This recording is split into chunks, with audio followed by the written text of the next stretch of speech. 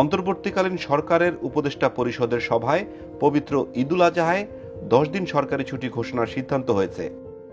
আজ মঙ্গলবার সচিবালয়ের উপদেষ্টা পরিষদের সভায় এই সিদ্ধান্ত নেওয়া হয় বলে প্রধান উপদেষ্টার প্রেস সচিব শফিকুল আলম তার ভেরিফাইড ফেসবুক পেজে জানিয়েছেন।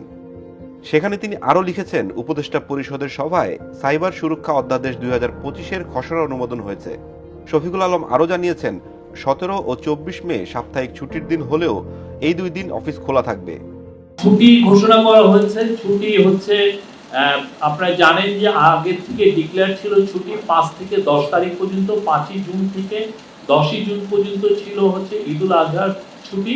কিন্তু দেখা যাচ্ছে যে ওয়েডনেসডে অ্যান্ড থার্সডে, যেটা জুন 11 এবং 12, অনেক ক্ষেত্রেই সেইটাকে ছুটি ঘোষণা করে 17ই মে এবং 24শে মে এই দুইটা দিন, দুইটা স্যাটারডে সরকারি কর্মচারীরা বা যেগুলো আধা সরকারি বা অটোনোমাস এখানে যারা কর্মচারী আছেন তারা এই 2 দিন কাজ করবেন, বিনিময়ে 11-12 তারিখে এই ছুটিটা মোট 10 দিন ছুটি, যার ফলে যেটা 11-12 হওয়াতে আপনার 13-14 তারিখ উইকেন্ড, তাহলে মোট ঈদুল আজহার ছুটি হবে 10 দিন।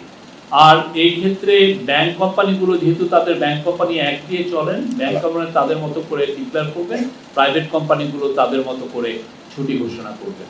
এই বান্ডেল থাকলে প্রতি সেনমানিতে টাকা বাঁচবে। বিকাশ সেনমানি বান্ডেল কিনে জিতুন প্রতি লেনদেনে।